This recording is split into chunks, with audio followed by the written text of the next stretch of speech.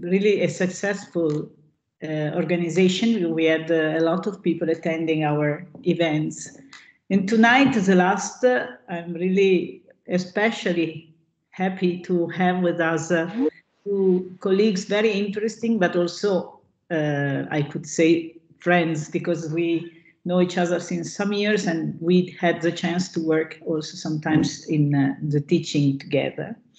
And I really thank Hope Strode before the women come first, and Federico De Molfetta.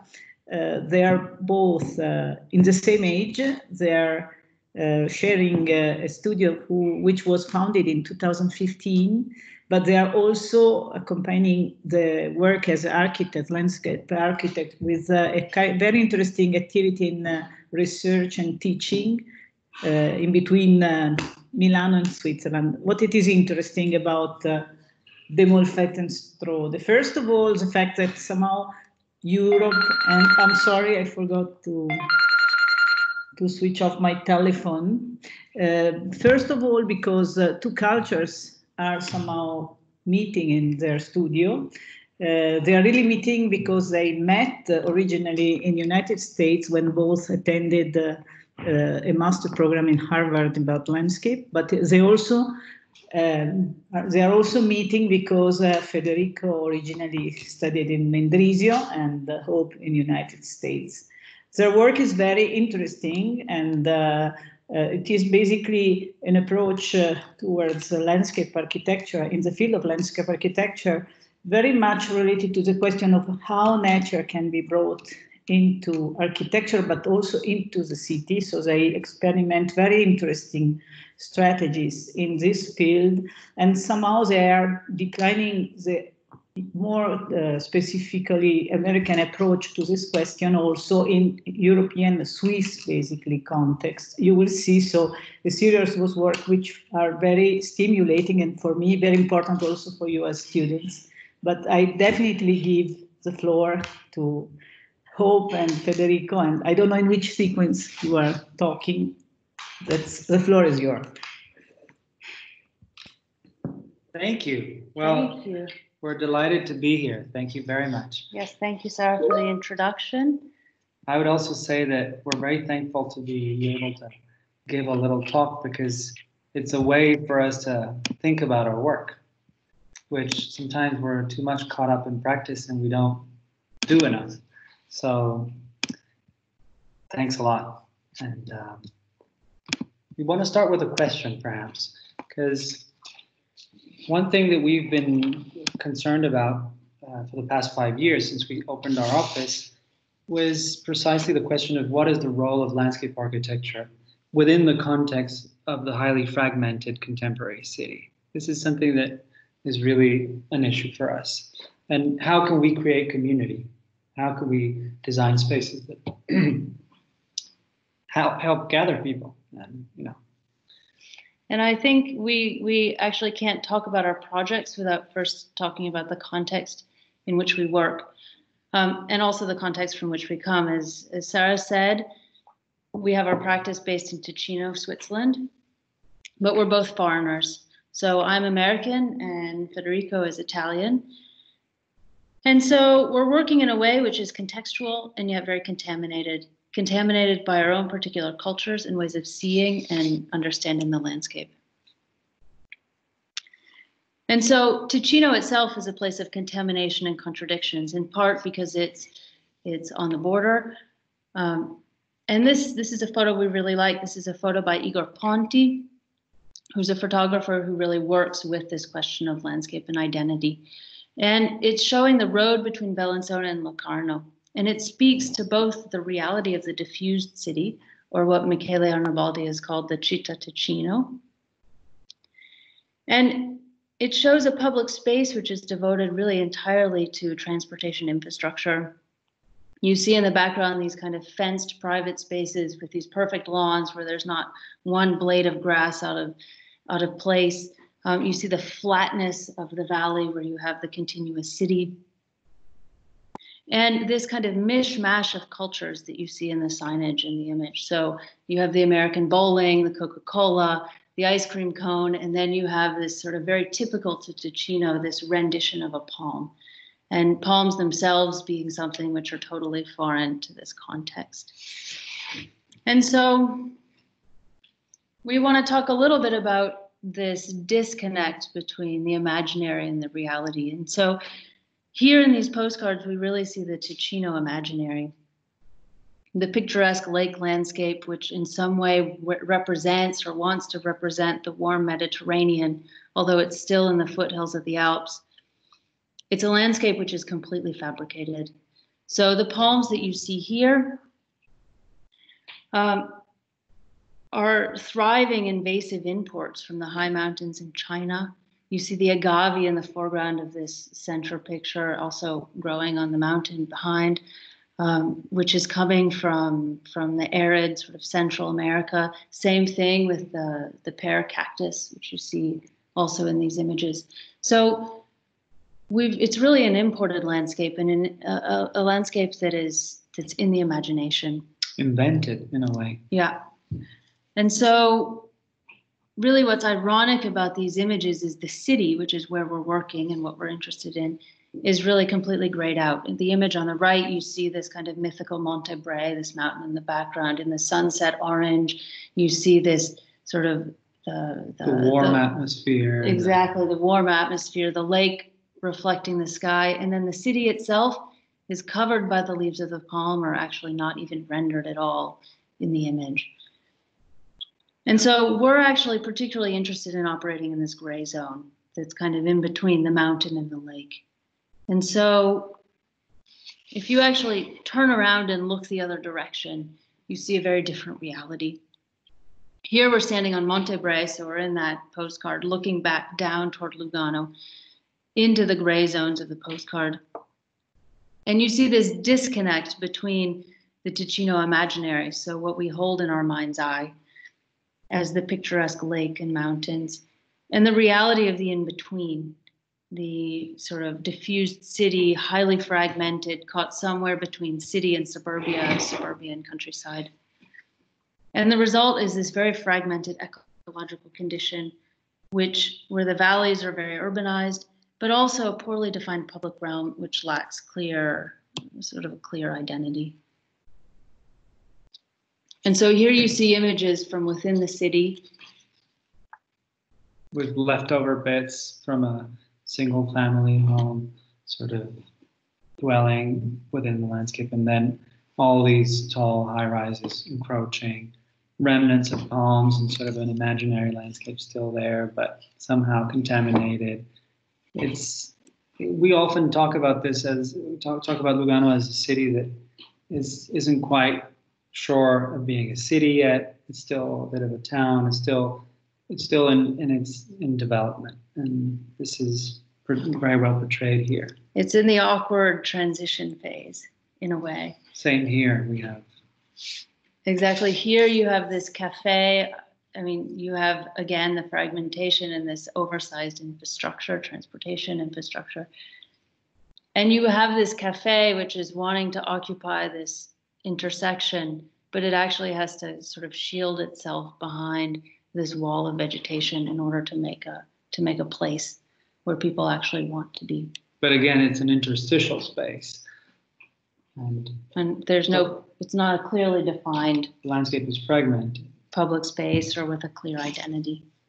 Priority is given to the car, and again, this is a rendition of Ticino the way we like to imagine it, or the way we think it's an honest portrayal in a way of what it is too, because as much as it is Switzerland and it is part of another context, it's still very much tied to the Milanese metropolitan area, and so it's again at the end of the line of this system, infrastructural system, that so-called Tilo Ticino Lombardia system that connects the city of Milan to the lakes region. So again, a continuous city, highly infrastructured, and we also are in a very special spot in terms of geologically speaking, because Ticino. This is the Insubric line, which runs exactly across Ticino, north of Locarno, close to where we are now. And it traces precisely the encounter of the African and the European tectonic plates, which also gave rise to the Alps and the mountainous system. And so, again, another layer of history in the palimpsest that this landscape represents, and which we have traces all over. So again, we have to play as landscape architects with all of these elements: the social, the cultural. Again, Paolo Borghi, a fantastic landscape architect from the region, who designed this space in Cardata. Again, tracing, mapping, and speaking to the geological history of Ticino. To the right, up there, sorry, go ahead. We can see in the lake, this is Lake Maggiore, and you can see two little dots, which are the Brissago Islands. And this little archipelago is actually hosts a very unique botanical garden for Switzerland, because it contains this kind of vegetation. So would you ever think that this is Switzerland? Or, I would not think of this as a typical representation of a lake landscape, nor,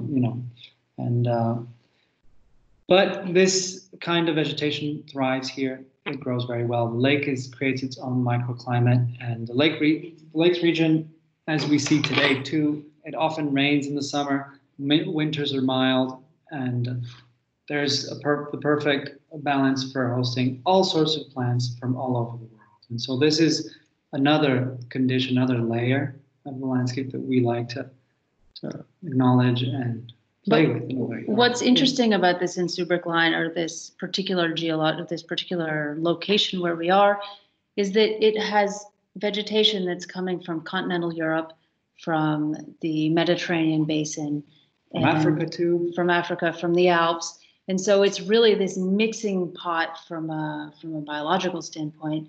And so in a way, you can think of this whole region as some sort of a garden. A lot of it's imported. It's an anthropogenic landscape. It's not something that's naturally growing like this, but it's a particular condition that allows this kind of mixity to thrive.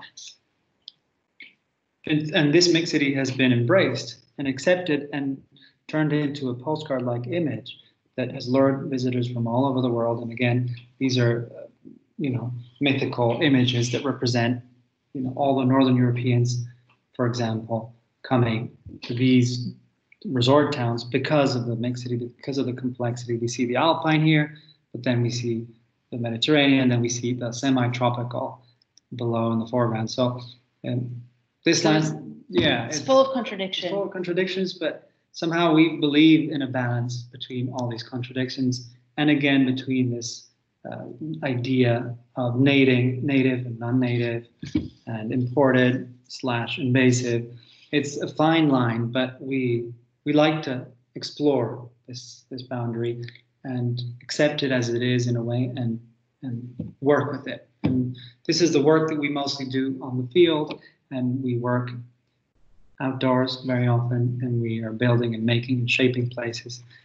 However, we do work in an office too, and here's our office, and we want to show just our team because it's a fundamental part of who we are and how we work and how we can perform this way, including the dogs. You can't hear your laughter, but I'm sure you're all laughing. So the first project we want to talk about is a waterfront project, which we won last year, actually, with Inci Scaletta Architects. And this is a project from a waterfront along a historic city, which was actually the most important port of Ticino until the middle of the 19th century. But it's remained relatively intact because the port was closed off by the construction of a railway bridge. This actual city basically has stayed as it is, and it has a wonderful sort of collection of historic buildings. But and from the aerial view, it seems like this perfect image, this perfect city. Again, this idea of the picturesque lake landscape here. You see 1920s, and then you see basically, except for the trees being bigger, it hasn't changed to today. But then when you get down on the ground, you find that the Cantonale, which is basically a state highway, which runs through here and separates the medieval city center from the lakeshore is something which is basically dominating the entire space, and it's basically disconnecting people from the landscape. And so you have this condition which was an edge, which was really a 19th century condition where you came in and you defined the lake edge with a hard wall, and you sort of separated, okay, the lake's over here, it's something that you look at, and then we stand protected above the wall on the other side. And that's something that today in the contemporary world we're actually reconsidering. And so, especially given the need we have today to reconnect to natural elements. And so the importance today for any visitor, for any user today, or citizen is to be able to interact with water. And this was the premise, I think, of our project. And so the possibility of creating access to the water, a continuous surface, not being hampered by all sorts of changes of level and sidewalks, and as you see, trees are blocked, and then so all sorts of temporary infrastructure is being inserted in order for this landscape to function, but in a way it should be more continuous and open. This is what the city asked for too. And so basically we, of course, couldn't remove the road. So we created a zone and encontro, a shared space, a shared, what do you call it in English? Shared zone, like a shared street. We created a shared street that runs along the entire waterfront of the city with one continuous paving surface, very simple paving surface. And basically you can see in this diagram in the gray, you see the existing street edge. So you see all of these kind of like these little add-ons that had been there, but basically you have this hard edge of a wall, which with 1 or 2 meter even sometimes drop down to the water. And so our proposal was to create a continuous street edge where there was enough space for people to walk and actually connect down at the level of the water. The other thing that we did was add this series of trees, which basically creates a uniform street front. What did you want to say? And of course, the last thing, do you want to add it? No, just that we combined all of the existing sort of access from the boat, the mooring of all the boats along the water's edge. We combined into one pier to make it more functional and to leave, again, access to the free access to the water from all sides. Today, this is what you see today, the condition of the Piazza Grande, so the most important square of the town.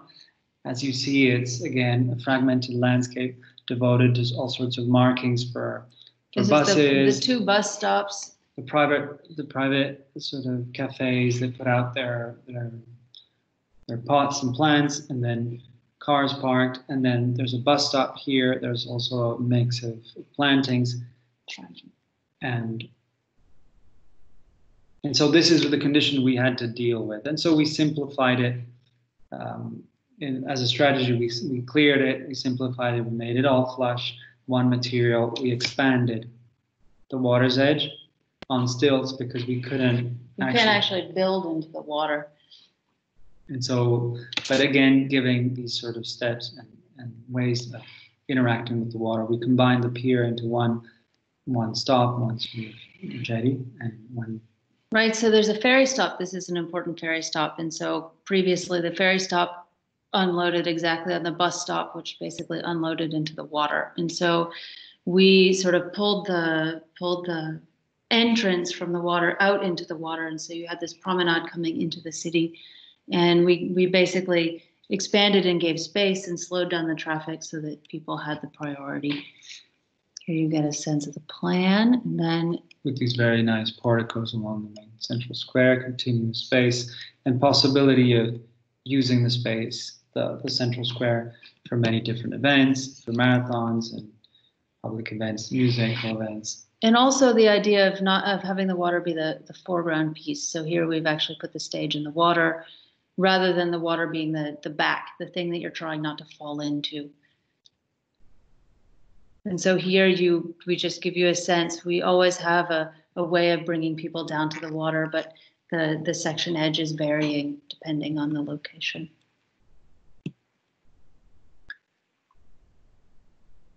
We insist on this idea of the invention of place because, in a way, it was like we talked about before, how Ticino and the Ticino Imaginary is all about the creation of a sense of place. And I think our work has a lot to do with identity, and we are very interested in invention is maybe too big of a word, but our idea is to explain that in order to give identity, we have to define character, and we have to give character to places. And this is not just made through good design or clean design, but it's also made through all sorts of appropriations, all sorts of ways of having people interact with the space, like we saw earlier. Here, in this case, this was a creation of a neighborhood, which is still ongoing. So we're going to show on-site construction pictures. You see here? Yeah, and this image sort of summarizes, in a way, the attitude and the strategy of the project, which was about foresting. So the idea was to use trees as the element that tie everything together in the landscape. And so a proper neighborhood, which is forested in a way. Yeah. And so here you see, if you zoom out a little bit, you see the two valleys where there is the urbanization. So you have the city of Lugano and the valley on the right, and then you see this valley on the left, which is Agno and sort of the extension of Lugano. And you see that the remaining forested area is actually happening on the mountains. And so this is a big site, it's 4 hectares. And so we thought, okay, we have an opportunity to sort of expand. There was this little sort of thread of corridor that was coming through. So we thought this is our opportunity to expand this forested corridor and try to sort of reach across from Agno to the Lugano Valley. And so here's sort of the concept of the project. Again, a very early sketch, just talking about bringing this set of trees through, but also bringing the set of trees through in a way that it starts to become the structure and the backbone of the project. And so the project itself had some issues. We were called on really while the project was trying to get approval. It kept failing the Landscape Commission. And it was failing the Landscape Commission because it was having hydrological issues, but primarily because it was an island in itself that wasn't in any way connecting to its context. And it's hard, actually really hard to connect to a context when everything else around you is an island in itself, and there's nowhere to go. But so we came on and started looking at some of these issues. One of the main issues before these buildings were here was that this was a site which was sending, because the soil's not permeable, sending a lot of runoff, causing flooding on the road below, which is down here, and sending a lot of sort of contaminated water to the lake below. Yeah. And so the first operation for us was to say, we have this erosion process happening. We have all this water flowing in a way. The upper part of the site, which you see top left, is the highest part of the site, and then the lower part is in the bottom. And so the water was running brutally across the land. And the first thing we decided to do was to shape the land, shape the topography in order to catch, convey, and slow down this water in a central spine, a central water system, which would then become the spine of the project in a way. The main public space that connected. So along this spine, we have put paths, and we have put trees, and here again we see how we structured the vegetation along these lines, and how slowly these lines in the tree cover shapes the whole project. And here we see the initial rendition of the neighborhood as it was imagined. In the meantime, this was 5 years ago. Yeah, so in the meantime, many things have happened, because of course we're dealing with many components, many participants, many people who play their role in this planning. And so right now the phase is that we have the first 5 buildings built, and these buildings you see here, except for the lower one, and the upper part of the site is not being developed for now. It was meant to be developed with single family homes, and for now it's going to be a public park, a temporary public park. Yeah, it's been a really Which interesting process because in Switzerland, there's very much this sense of private land and something that you fence and that is not with public access. And here we've been working very closely with the clients who are amazing, but also with the city to actually give a concession so that this private land has a public use for whether it's for the next 20 years, which is sort of what they're imagining that it's going to be, or whether continuing on into the future. They don't quite know yet. So this is given the scale of the project, both in terms of land and in terms of people who are going to inhabit in there. Sorry, our dogs are barking. And so, Mango, come on. And so we've created. Say something. Sorry. Maybe you want to say something. Yes, he wants to jump in. Yeah, exactly. And so we've created this public. Well, we're in the process of designing this public park above, which is about community gardens and agriculture, Local agriculture. local agriculture. And so here on the bottom, on the left, you have this community bike path, which is connecting across the site and has been given back to the city. We have this central spine, which eventually is planned to connect up diagonally the other direction. Currently, there's private land, so there's this sort of slow process of bringing back this connectivity. And then you see these masses of trees. Here's an initial rendition with model. We work a lot with model. It helps us give an immediate sense of space. And here we define the entrance square. And here you can sort of see the shaping of the topography, which runs across the neighborhood. One of the big challenges in this site was actually connecting this building you see on the corner down to the street. And so we worked a lot with the architects to actually create a square, which is an entrance place for the neighborhood that then addresses also the street and the public space beyond. Here we see again the forest, and so this is the sort of the characterization of Kozaraco, of this place. And again, here we see the spine. So this is a drawing of the central spine, which we call oak path, because it's characterized by oaks, and so different species of oaks, mostly cork oak and ilex. Here we see the staircase. These are just initial drawings that explain the sense of the quality of the space and the depth and the work with the topography. Because again, here you see the sort of the naturalized edge of the pond, the retention basin, and the hard edge where oak path runs. And these basins are full of plants, and so the plants themselves are really doing the work of filtering and purifying this water that comes in and then is slowly released. Well, actually, a lot of the water is kept and it becomes a bit of a pond. And so this becomes really one of the central gathering spaces of the neighborhood. And so a lot of that water is maintained and sort of kept clean by these plants.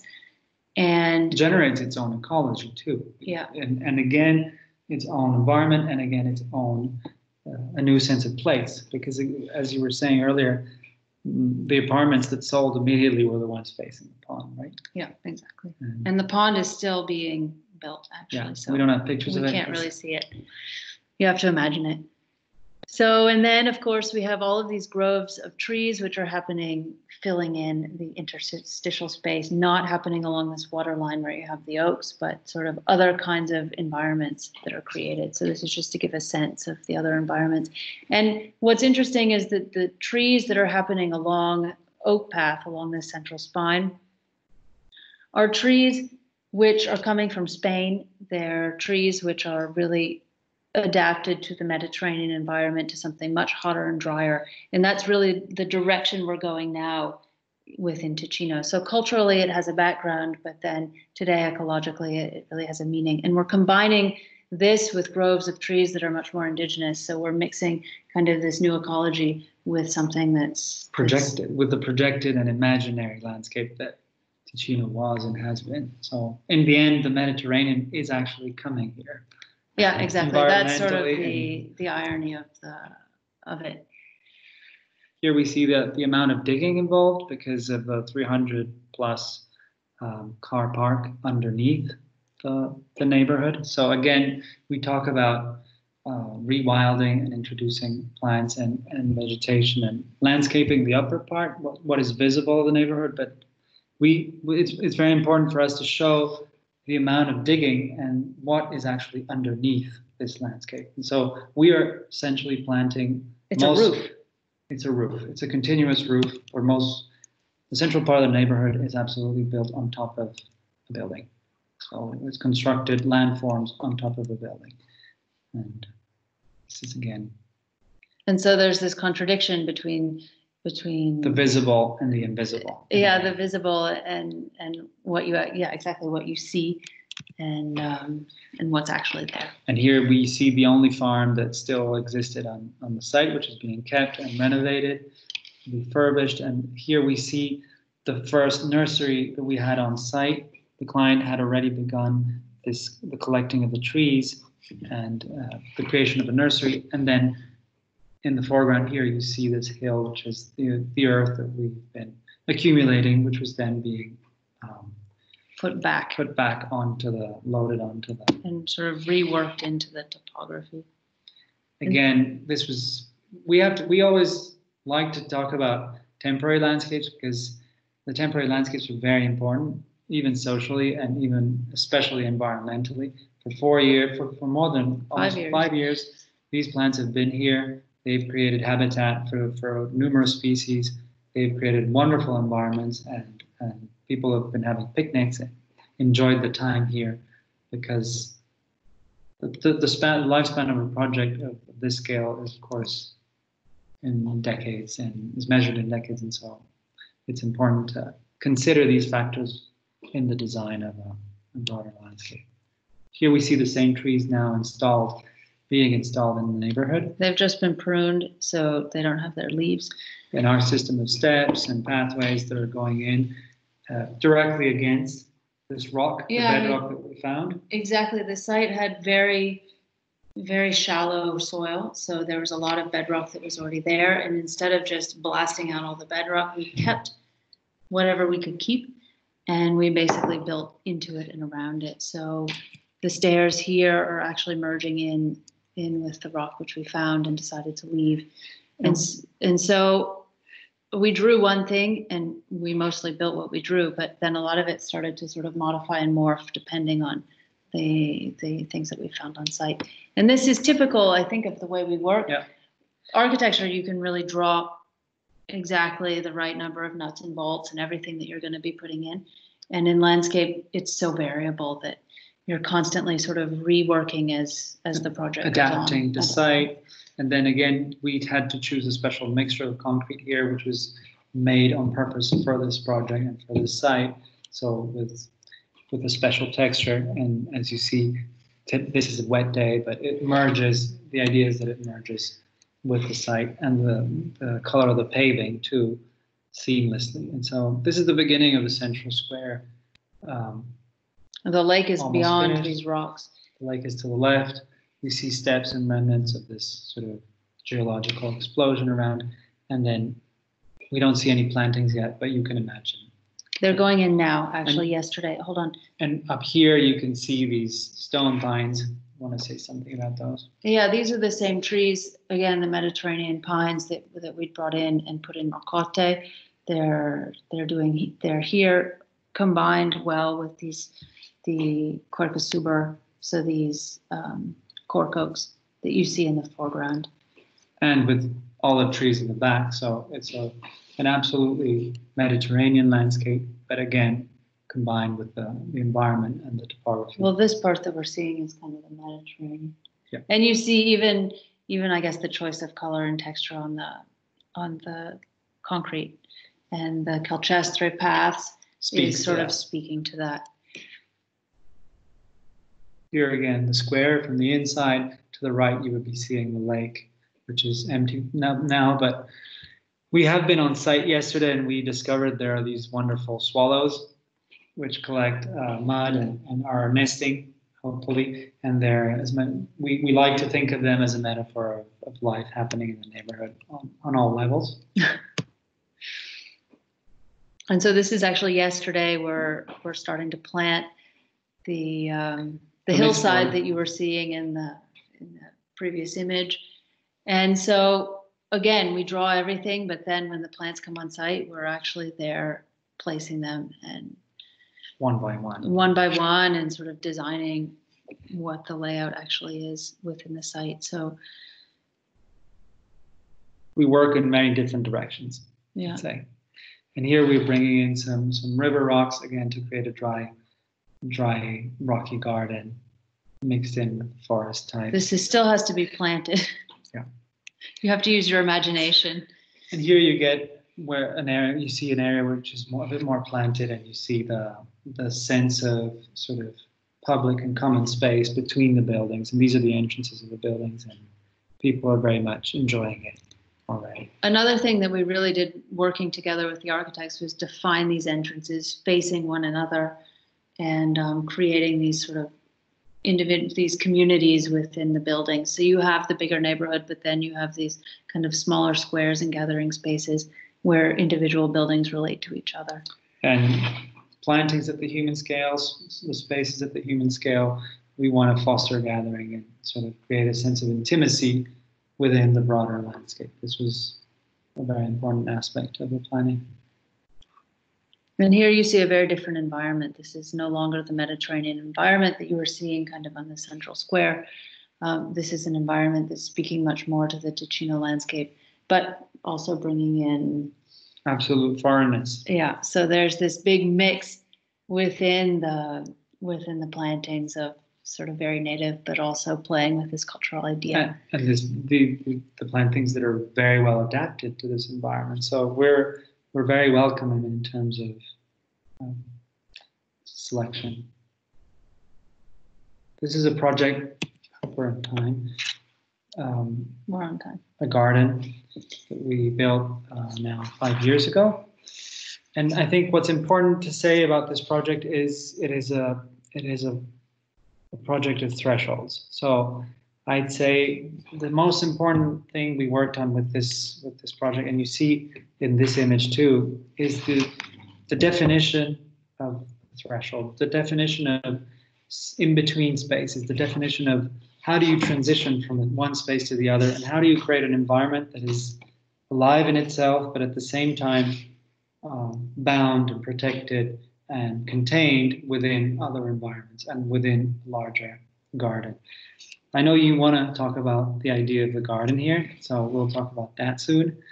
No, I think it's important to talk about what a garden is, and the fact that a garden, particularly in the Italian language, there's not a word to talk about. There's just giardino. Oh, it's in my garden. I'm going in my garden, but there's no word for yard. There's no word for yard. In English, we say, the yard, the space around the house, the sort of. It's not quite a garden. It's private, and so I think it's really important to talk about what the definition of a garden is, because a garden is something. Yes, it's something that's fenced. So okay, most houses have a fenced space that's private around it. But it's also a place where you really enter the imaginary, and it's a place where you sort of bring nature in, and you somehow you abstract. Or allegory or whatever, and you're bringing it in and you're abstracting it, so that it's going beyond just the space that's fenced and really becoming, it's somehow transporting you to another space, another place. To paradise. It's exactly to paradise if it's working. If it's a successful garden. And so a lot of what's happening in this, I think, is attempting to sort of take you out of, we're not showing the context here, we should be showing the context maybe in this drawing, take you out of the context and transport you into some other sort of fantastical realm. Well, yeah. And this was made initially, as you see in the upper part of the image, the upper part of the plan is the highest part of the topography, and here you see a double wall, and again this is the first space, the bamboo garden, again, referring to the tradition of bamboo gardens in these old villas in the area. And again, the passage through the bamboo, the possibility of entering the house from a mysterious double sort of secret entrance, and at the same time, the regular car park to the right and entrance. Then again, a garden to the north, so the so-called Garden of Shadows, the passage of shadows between on the boundary, on the edge of the property. The first garden we encounter is the Mediterranean border. So again, Mediterranean plants. Here we have the herbaceous border that crosses the entire scale of the garden. And so the idea here was to have something, an element that tied the whole garden together. And so a large expanse of grasses and perennials and flowering perennials that leads you into the lower section of the garden where you have the pool and a pergola, and the more sort of agrarian landscape below, which has fruit trees and the remnants of the cultivated landscape, which this was because it was a terrace vineyard, like very often happens in Ticino. This is the approach to the house, the entrance. Again, the shade garden. The shade garden is behind these shrubs going down. This is the garage entrance. I'm going to keep going. Yep, and this is the bamboo passage. Again, a moment of. And this moment was just sort of this leftover between the street and the wall. And so the idea was to say, okay, instead of leaving this leftover concrete wall, let's actually inhabit it with something that really creates a space. And not only is it a space, but it's a very particular environment, and to be in there underneath the sort of moving of the slightly dry bamboo leaves and the sound of the water, it immediately transports you from, okay, I've just entered in my car, this kind of suburban context, and now you're entering this very special realm. Which is home. Yeah. Here the herbaceous border with the pergola in the background, the house again above on the higher ground. Different seasons, we love to show different seasons. We love to photograph our work in all sorts of moments of the year, because you see how different it is and also the importance of how the landscape helps. This is not an easy topography to insert a building, and so how the landscape sort of helps in the insertion of the building to sort of soften the insertion of the building within this very steep, slow, difficult topography. Yeah. Full winter here with snow-capped mountains and the pool, the concrete pool, and the pergola with no vegetation, but again with a certain structure. Similar view in the summer. This is the beginning of summer, and the lower part of the garden below. Sorry. Here's the view from the house onto the Lake Lugano. So it's again this kind of layering of spaces, which eventually takes you down to that mythical lake landscape that's in the back. And along this sequence of terraces, you encounter your own environments. This sort of so-called 7 moments. So 7, which are in fact 7 spaces and 7 times of the day where you can perform different actions and enjoy the garden in different ways. Here we talk about contrasts and again. The relationship of the vegetation with the architecture. Yeah. Here is a special Belvedere moment. Referring to the agricultural past. Exactly. Here's under the pergola, you have a wooden bench and a wooden floor made with actual beams. And here's a picture of the threshold, so a picture from above, again, showing the complexity of the vegetation. We also like to work very much with contrast and color and seasonality, and we're very interested in exploring. We're right at the beginning of winter here. All of these shrubs in the foreground will just become red stems, and so the contrast of the red stem against the blackness of the wall which itself has a very strong sort of texture. What we're doing something similar on in a new project, and the sort of the head of the construction site calls it brutto ma bello. Yeah. And so ugly but beautiful. And so it's trying to find this kind of texture the concrete and particularity of the concrete that relates in a way with the vegetation. And I think this is how we like to work with what we call the contrast between the wild and the sort of, Oh, this is important. yeah, the finely shaped, the architectural form and the wilderness of the plantings or the rocks or the sky. And so we like to work very much with this juxtaposition and engaging with this in a dialogue in a way.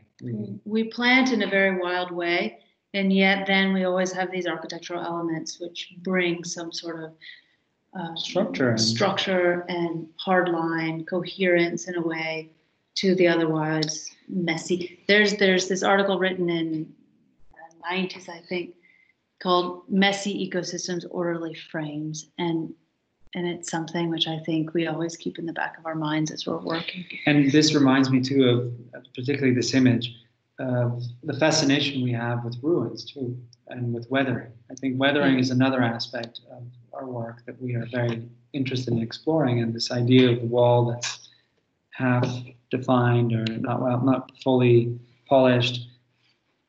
This is a little bit what we're interested in exploring and understanding if there's a possibility of representing, of combining in landscape architecture the live material with the mineral material. Well, one of the real challenges of doing ecological work is that it's inherently messy. And the more you prune it, the more you clean it, the more you mow the lawn, the less ecological value it has. Yeah. The problem is that people don't like messy. It looks unkempt. It seems like it's been forgotten or abandoned. And okay, the aesthetic is slowly moving in that direction, but in general, I think that there's a social acceptance to the maintained. And so one thing that we're trying to do is by inserting these architectural elements that are very clearly defined, it gives that sense that this landscape is intentional and that it's maintained and that people are actually using it. And so it allows this kind of this more natural planting, this more wild, this life to happen. I'm going to dare to say too that it gives a sense of safety, maybe.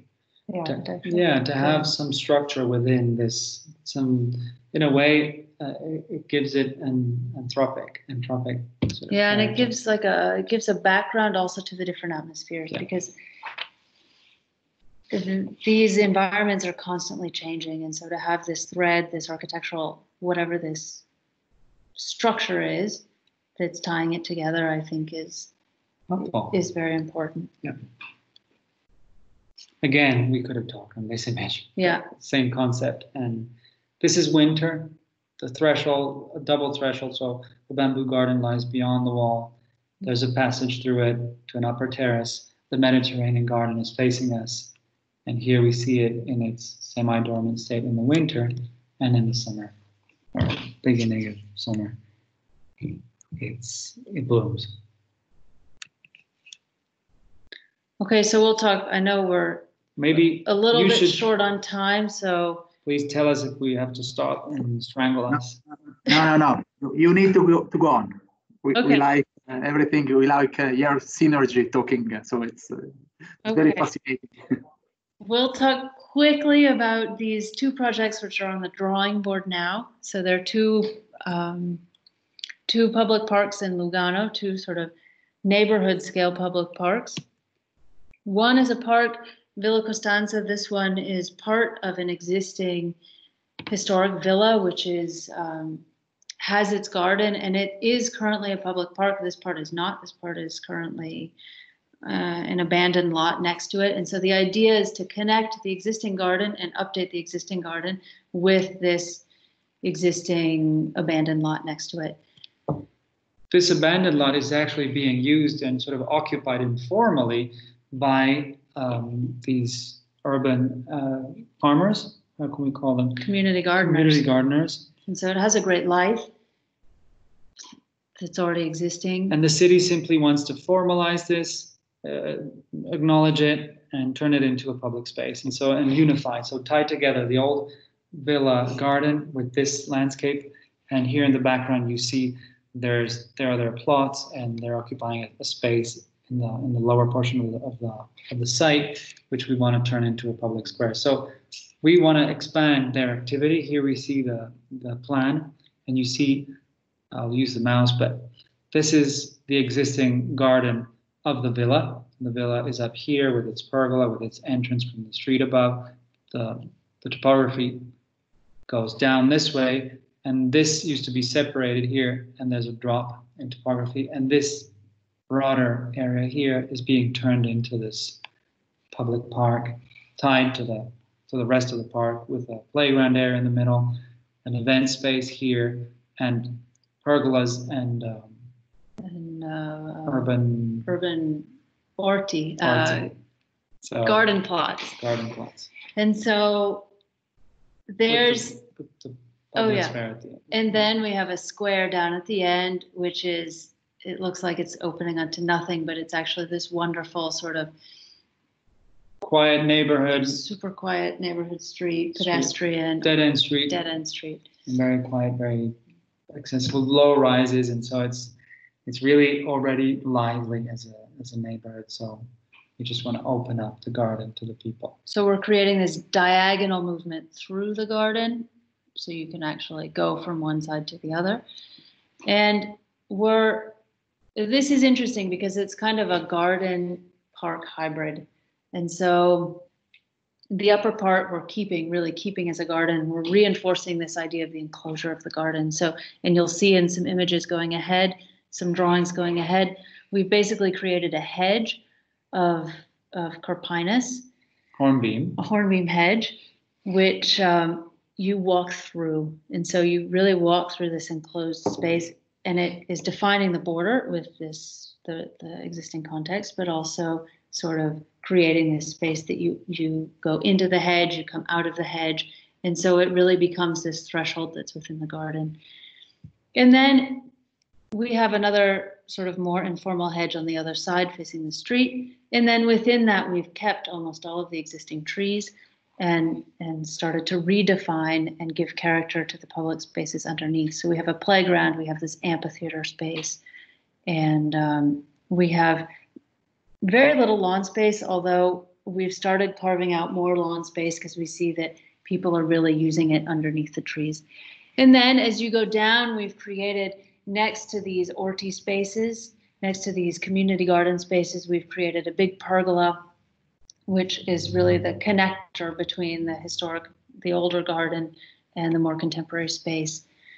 A flowering meadow. A flowering meadow. And basically all of the water that's coming off this site is coming down and collecting in this square down at the bottom. And so you have this combination of a rain garden where all the water is coming in and being filtered, flowering rain garden, this kind of more informal space, much more contemporary space, which is sort of in juxtaposition to the much more formal garden that's above.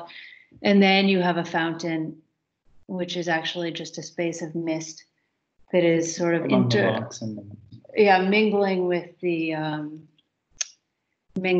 rain garden. One thing we want to say perhaps is, can I go ahead? Yeah, of course, that we're proud of in this project is that we don't have a single pipe that takes the water away. So we're working exclusively with topography and rain gardens. So we are not interested in putting any underground infrastructural piping system to carry water away.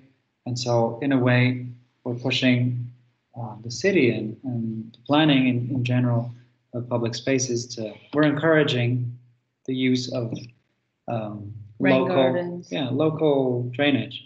And we're also trying to overlap natural drainage. Yeah, and trying to overlap this sort of management of the water, which is on site, which previously has almost exclusively been invisible, with, in this case, the rain garden, so something very beautiful. In the case of Casarico, this sort of central basin, this central pond, which is really the central gathering space. We have to show you images next year. Please invite us again. And we'll show you. So this is the existing historic garden where we're actually taking out the palms in this case. And on this back edge, you see the backdrop will be this Carpinus hedge. that you can enter into. This was the garden of the villa. You can tell from these old plantings of all trees. 19th century rhododendrons, these kinds of plantings. And then here's the pergola, which is really the connecting space, this kind of main gathering space that's connecting the old garden with the new landscape.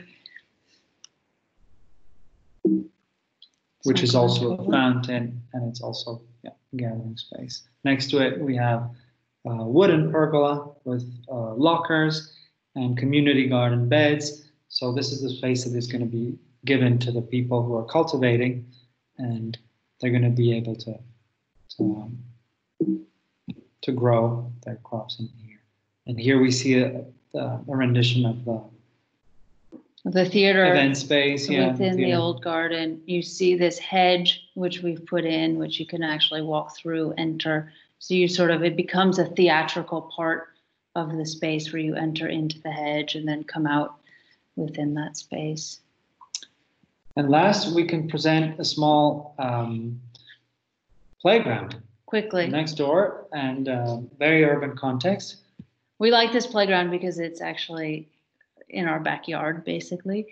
We're actually, maybe we shouldn't have called it a playground because we conceived it as a park playground. So right now, as you see, what is there is, the installation and the toys, and the play infrastructure is just dropped there. And then we have all remnants of the 1970s playground infrastructure, which is barren, and it's devoid of any engaging life. And luckily, though, it's next to these wonderful sports fields, so it's very frequented, and people enjoy this space a lot because it's very active and very urban. This is a winter scene, and the city has asked us to update and upgrade the park to a contemporary vision of a playground for a play space. And we, in this instance, sort of took the imaginary of the mountains.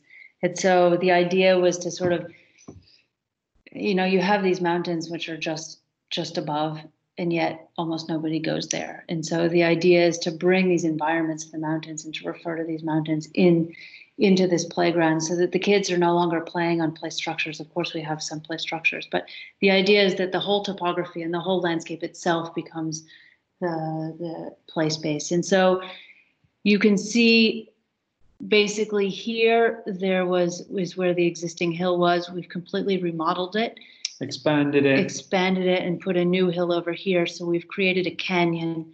I think it doesn't go forward. Here's the master plan. And so here you see the canyon, and basically through the topography, in the canyon, you get a climbing wall. You get a bridge that is sort of referring to these bridges in the mountains across a gorge where you can cross, kind of a scary situation to cross. You have a tower, which is referring to the roccolo, which are these old birding towers that you had in the landscape, which you can climb up. They're covered in vines and then slide down on the slides. And then you have a typical ring with swings and things.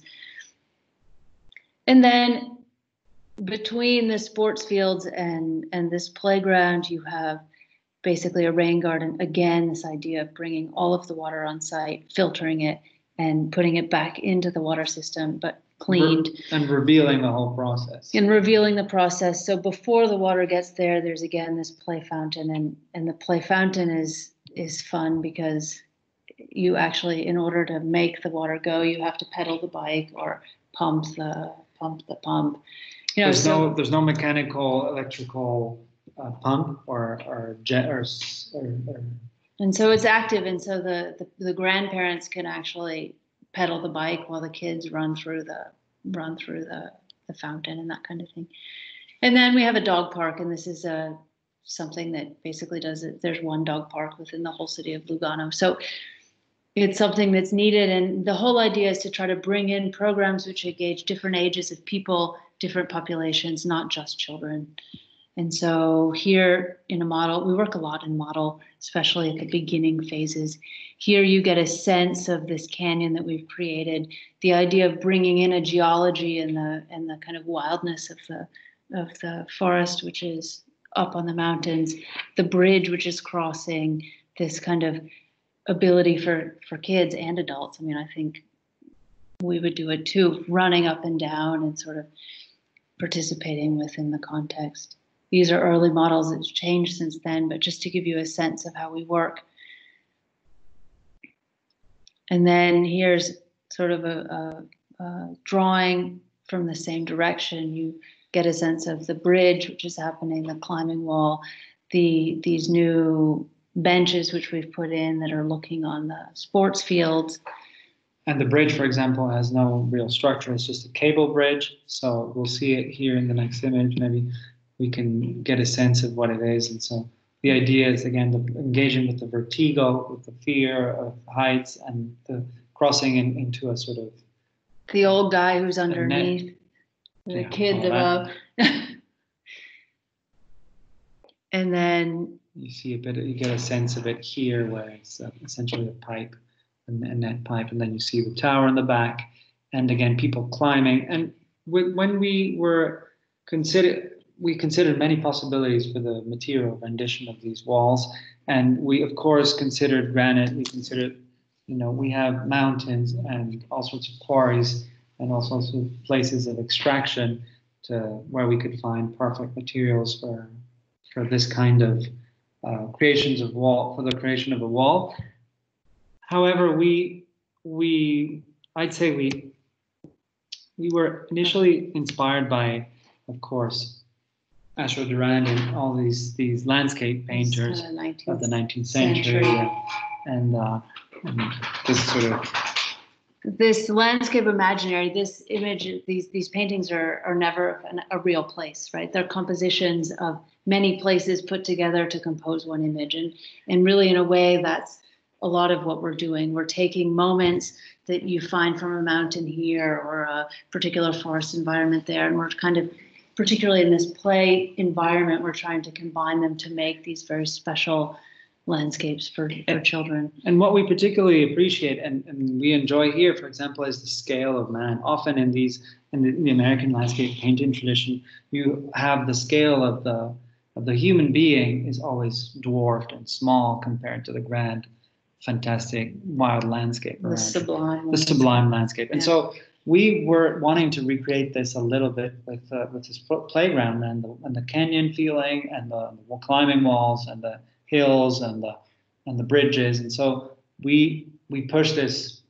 further today. And what would be, we thought, what would be a contemporary material? We talked a lot about what this stone was or what this canyon was. And the more we talked about it, the more we thought, well, actually, Lugano itself is a place. It's a place that has come from the mountains. It's a place made of concrete. And so if we think about, a lot of landscape architects we're constantly referring to the geology. And so if we think about the geology that is the geology of today, or the geology that we're leaving in the future, it's really a geology of concrete. And it's something that we're actually putting on the ground. And so rather than bringing in stone, we're creating these environments that are referring very much to the mountains, but we're building it out of these slabs of discarded or recycled concrete. And so here you actually see the material that we're going to be using for the climbing wall and the canyon. Slabs, walls, pieces of structures of abandoned demolished buildings. So again, there's I think a fundamental sustainability in the approach of this project, and the argument being, why don't we reuse this fantastic geology of the Anthropocene? But the idea that we're kind of burying the concrete, the waste concrete, which otherwise either it gets sort of crushed up, and if it can't get this is sort of too big for the crushing, and so this will have to get shipped off to a landfill somewhere. So for us, the idea that the kids are climbing on, we hope that in some way the climbing on this rubble material, even if it's sort of buried in this environment, which is referring to the mountains, is a provocation. And I think it's... And this is it. Well, And thank this you. is it. And again, we show kids, and we love to show our spaces inhabited and as places of fun, and where people can enjoy and have fun. This is what we like the most. so, Thank you. no, Okay, thank you very much. Thank you, Hope. Thank you, Federico. It was, amazing, your lecture. We now have some minutes to share some questions and comments. I guess just a small personal introduction to the comments that you have got perfectly also the approach and the vocation and the identity of our series of conferences and lecturers. We have asked some offices, so people working also in didactic activities and in research activities, but more involved in professional activity on the field to share their experience in this special moment we are passing through. And you got perfectly, because your project oriented to the future, and also your synergy in your lecture was amazing. And I want also to say one other thing, that as far as I live in Como, so very very close to the border, you were talking on, and I appreciated a lot about talking about the contradiction in Ticino, in Canton Ticino, because it's now we can also jokes about some question, but it's fantastic to understand that exactly in the contradictions we can find input and suggestion and pushes to work and to work with landscape as in your experience. As you know, we in the chat we are collecting some comments and questions. I start with Francesca. Francesca wrote, well, she appreciated a lot your lecture, and she focuses about the contribution that landscape architecture can give towards a more ecological society. So she's underlining the concept of global and local relationship and the scale side, but she wants to know something about how we can use landscape architecture in terms of ecology. do you want to start? I think it's very simple. I think you start by reusing, recycling, and I would say also a fundamental thing is to observe. I think observation in our profession is perhaps, for me at least, one of the most important, if not the most important aspect of our work. If you observe well, if you observe the movement of fauna, if you observe the vegetation, if you observe the way people move, and if you understand what's around you, you can start to read patterns. And I think if you recognize patterns, you're making ecology in a way, because ecology is all about patterns and engaging processes and dynamics and engaging with these patterns. And I think if you can shape them as a designer, what I would recommend is start by observing them, because that's where you can really play with them. But go ahead. Well, I also think that by starting to sort of allow the different disciplines to overlap, you start to get a lot more interaction with ecology. For example, we try to work very closely with the civil engineers so that all of the water is happening actually on the surface. And that creates these very special different kinds of environments, different ecologies, different levels of wetness, you could say, within the different site, which allows for diversity, it allows for gradient. I think gradient's really important within ecology. So the more walls you put, the more you separate, the harder it is. So we're really trying to open this up and create this mixity. The other thing I think that's important is the ecology really isn't something that's always nice to look at, particularly in a small site and in an urban setting. And so to have that framed or contrasted by a more architectural element really allows it to be something which is designed and intentional and urban, and yet have an ecological value.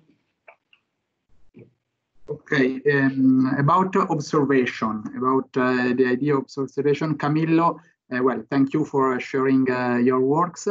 he wrote that he appreciated also your presentation, that your presentation started with an unconventional description of Ticino landscape, he wrote, revealing also some exotic elements. So you have talked about Mediterranean and so on.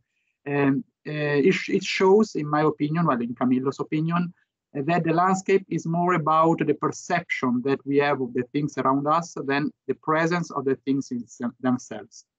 Because of that, do you think that the inner condition of the landscape is to be always imaginary in some way? So the imagination of the landscape in comparison with the presence of the landscape. Is it possible to talk about the presence of the landscape? Well, I want to say thank you for a fantastic question. Yeah. First of all, it's very unique and special, and we like people who ask these wonderfully abstract questions and also very deep. I appreciate this very much. Personally, I think landscape doesn't exist if not in our minds and in the imaginary. So I think it is important to say, yes, landscape should always be also imaginary. So landscape is a cultural construct. Yeah. It is an imagined thing. It is a vision. Landscape is not something that you can touch and you can, but you could also.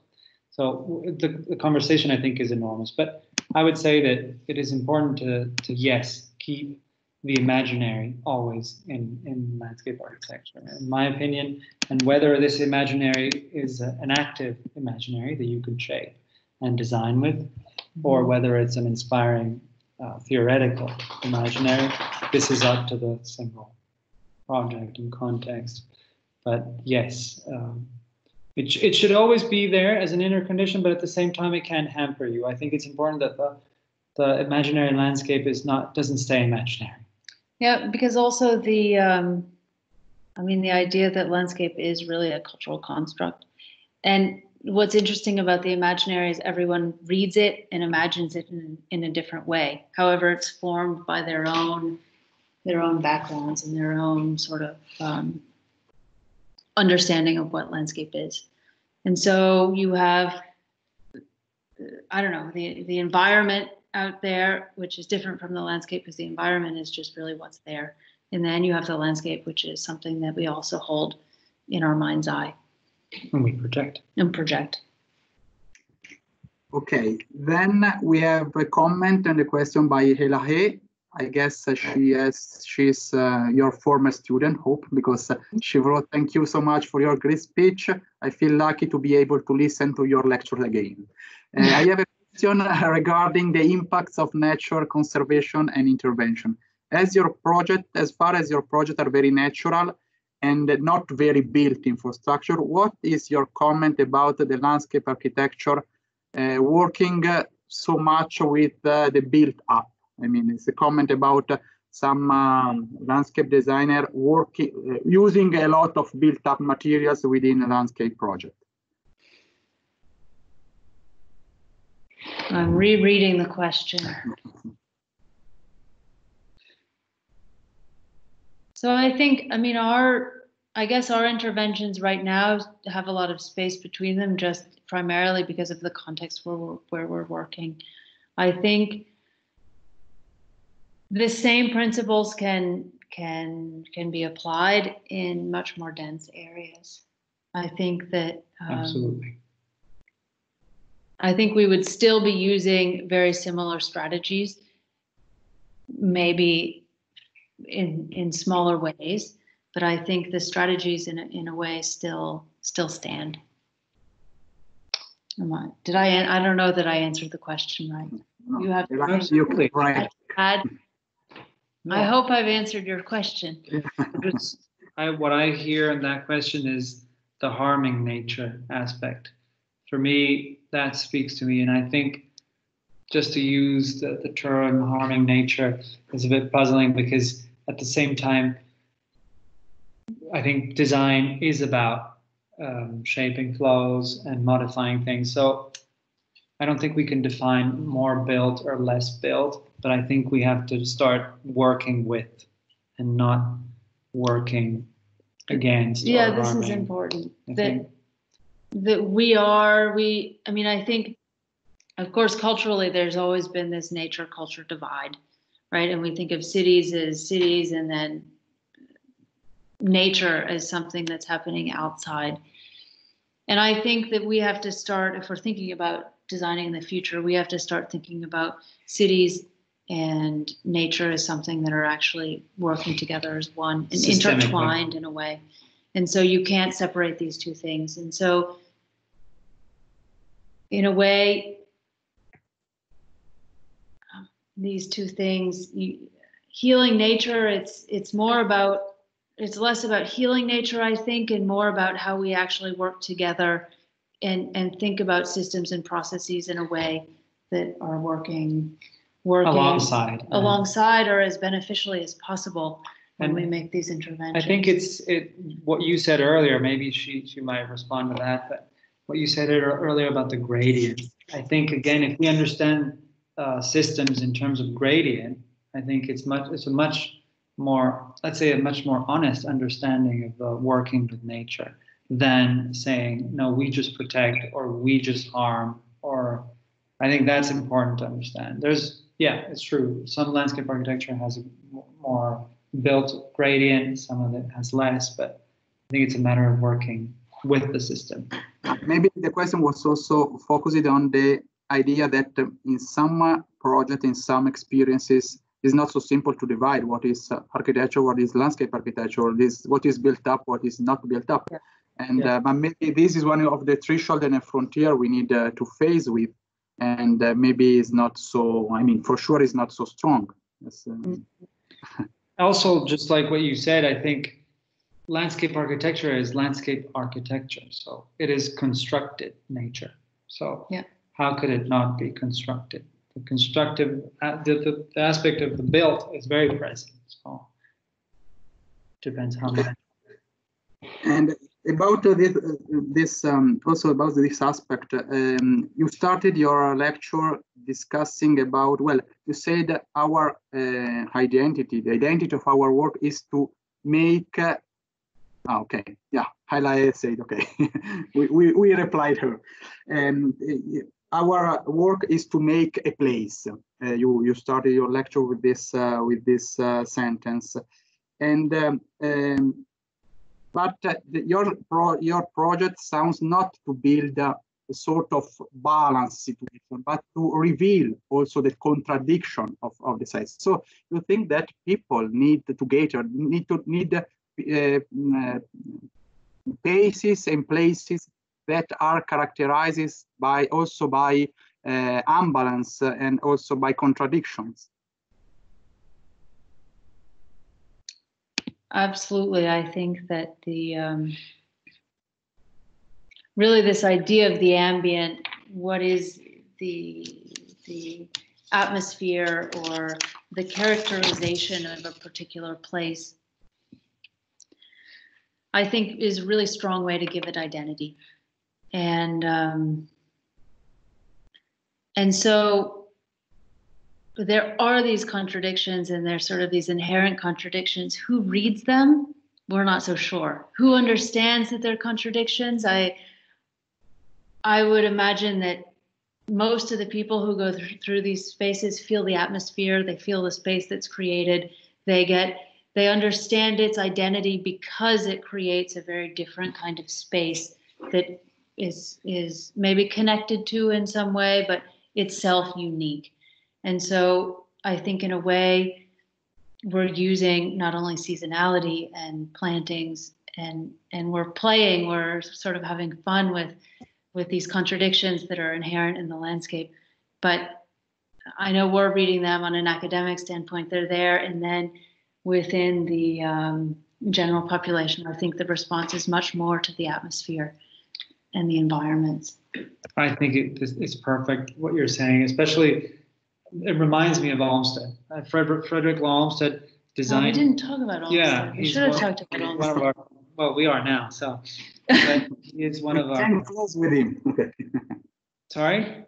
No, we can. We can use as a conclusion. Yeah, well, we can close with it. Yes, just to say that if you think of an Olmsted park, if you think of an Olmstedian landscape, you never think of a specific place. I don't think. You always think of Central Park or Prospect Park. You always think of a park, the park environment. But if you think well, then these parks are full of small enclosures, environments, open lawns, crags, hills, and rockeries. And I think what we get from him is the creation of a place. And this is, the identity is so strong that it belongs to the place, to the idea of the park. Within the park, you can have different identities, but I think all people respond to the idea of the park. And for many people, the idea of the park is the Olmstedian Park. So, yeah, also, when you were talking about garden, what is a garden? It was interesting to me to understand that maybe to give a name to a place, to give the right name to a space is part of your methodology, is part of the work, and maybe it's a very topical part, isn't it? Absolutely, yes. It's a key part, actually. One of the first things we do as we start imagining these spaces is we give them a name. And this is something that Olmsted did, yes. Is you give a name that implies a particular atmosphere or a particular type of environment within which many different programs can happen. So it's not just about, this is the playground and this is the big lawn, but it's really a name that is meant to describe something that's bigger than that. And I think it's often imaginary as a name. It's both physical and imaginary. So, because I think, I mean, if we were in certain environments, incredible environments, you almost have to come in and do nothing. But I think we're working in these fragmented cities, anonymous environments where you really have to, with your own imagination as a designer, come in and characterize a space and give it its own identity. And so that's a lot of the fun that we have. Okay, in the chat you can read also the compliments and congratulations by Gaia. She wants to come to visit, so you can also share your number, but maybe you please come. Yes. Yeah. They know each other very well. Yes. We're friends, and if you're in Como too, you can come. Absolutely. And by Laura too, she focuses on stresses about your talking about reuse of materials, both natural and anthropic, as an important and topical element of your discussion. But well, I guess I ask also Sarah if you want to add something. And I just want to stress that this lecture, closes this cycle of 5 different lectures we have used. You have organized for Thursday night, so I don't know for next Thursday what we can do because we need to change our program. But I think it was great and amazing, your lecture, also because you had the ability to cross all the scales. Also going very in depth and focusing the details of what is landscape architecture, and for our students as well as the colleagues. It's an experience. So I want to thank you very much, both of you. Thank you. Well, thank you for the opportunity. I add a few words. I also thank you. I thank you because also the end of your presentation was somehow summarizing something that our students should learn. That is that landscape architecture is landscape architecture, which means that it is something that should not be so complicated, like I often see, where too many contents, too many goals are somehow put in there so that you can imagine to solve everything. What I found very important, it is that the poetic also of an approach which is dealing very seriously with a technical question, the functional question, but the final result is always a result which has to do with the space, the quality of the space, the beauty of the space, and the atmosphere, which is something that very often, as we know as professors, we miss within incredibly difficult and complicated strategies. Landscape architecture is also the ability of doing with few means a very beautiful Spielplatz, kindergarten, place for playing for kids. And somehow we saw this tonight, and it's very important for our teaching landscape, always in between something which is there physically and something that we can imagine, which is driving our imagination. So I thank you. I want also to thank a lot Michele and Sara. We are now in the last evening of our adventure. It was something we organized really quickly.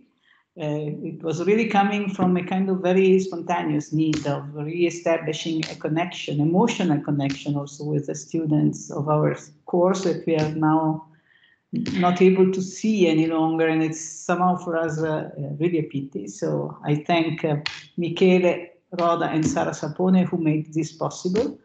And I was surprised in a way by the success of the fact that a lot of friends and students and friends also of our invited architects participate to our initiative. I think we can do this. Somehow one of the advantages of teams is also that it makes easier to organize something like this. And we are almost at the end of our difficult semester. So I want to say hello to all the students that now are starting the final examination period. And next semester we will start hopefully also again sharing our spaces and meeting physically also again. So I say hello to everyone. Thank you, everybody. Thank you, Thank everyone. you. Wonderful. Thank you. Thank you. Bye-bye. Bye. Bye.